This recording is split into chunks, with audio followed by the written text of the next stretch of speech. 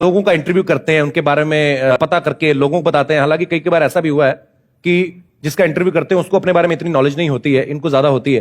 तो सर, आपके बारे में भी लोग जानना चाहते हैं कि आपने अपने सफर की शुरुआत कहां से की, कैसे इस मुकाम तक पहुंचे आप? कॉमेडी शो है, लेकिन मेरी जो कहानी है वो उतनी सेक्सी, उतनी कॉमेडी वाली नहीं है, दुख भरी है थोड़ी सी। कोई बात नहीं, कॉमेडी शो है, लेकिन एक मैसेज जरूर होना चाहिए लोगों का। कपिल, बचपन मुझे याद है, एक 10 बाई 10 का कमरा था, एक बीमार पिताजी, बीमार मदर और बीमार बहन, 3 लोग और 7 भाई। 10 लोग उस 10 बाई 10 के कमरे में रहते थे। इतनी जगह नहीं थी कि फ्लोर के ऊपर हम सब लोग एक साथ इकट्ठे सो सके, तो तख्ते जैसे लगाए हुए थे, उसके ऊपर एक एक करके सोते थे, एक के ऊपर एक। नहाने के लिए गली के नुक्कड़ पे एक नल था, वहां जाते थे, वहां से हम नहाते और 2 बाल्टी पानी एक बहन के लिए, एक मां के लिए ले आते थे। पढ़ने के लिए रात को मैं रेलवे स्टेशन पर जाता था, क्योंकि हमारे घर में बिजली नहीं थी जी। खाने के लिए कभी मिलता था, कभी नहीं मिलता था। कई कई दिन मुझे ध्यान है, अमेरिका से पाउडर के दूध आता था गरीब लोगों के लिए, तो लाइन में लग के वो दूध के डिब्बे ले आते थे और वो दूध से कई कई दिन काम चलता था। कोई यूनिफॉर्म डोनेट कर देता था, कोई किताब डोनेट करता था। एक साधारण कॉरपोरेशन का स्कूल था, उसमें पढ़ते थे।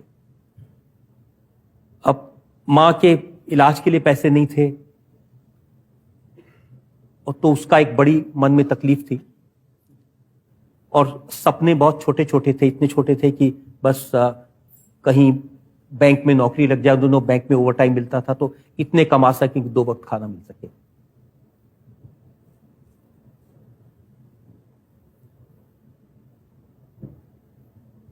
अभी भी वो दिन याद आते हैं तो तकलीफ होती है। पर सर, आपने एक मिसाल कायम की है कि दिल में अगर लगन हो, जज्बा हो, तो कतरा कब समंदर बन जाता है ये पता भी नहीं चलता।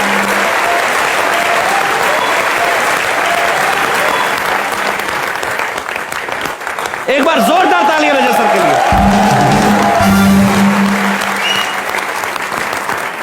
आज आपने जो बातें शेयर की सर, मेरे ख्याल से बहुत सारे नौजवान ऐसे होंगे जो कई बार किस्मत को दोष देते कि हमारी किस्मत नहीं थी।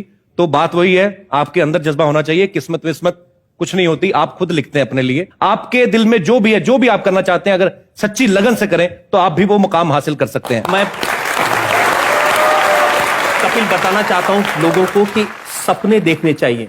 हमने तो नहीं सपने देखे थे, लेकिन जो हमारे बाबूजी थे वो सपना देखते थे। घर में टीवी नहीं था, तो पड़ोस के घर में हम टीवी देखने जाते थे। उन दिनों क्या होता था, आधी फिल्म सैटरडे को दिखाते थे, आधी फिल्म संडे को दिखाते थे। तो एक दिन जब संडे को बाकी फिल्म देखने गए, शहीद फिल्म थी, तो उन्होंने अंदर से दरवाजा बंद कर लिया। मैं घर वापस आया तो आंख में आंसू थे। तो बाबूजी ने पूछा कि क्या हुआ, तो मैंने कहा हम फिल्म देखने गए थे, उन्होंने दरवाजा बंद कर लिया, मैं आधी फिल्म देख नहीं पाया। तो उन्होंने कहा कि किसी दूसरे के घर में किसी तीसरे को टीवी पर देखने जाते हो, कुछ ऐसा करो कि तुम टीवी पर आओ और लोग तुम्हें देखें। वाह।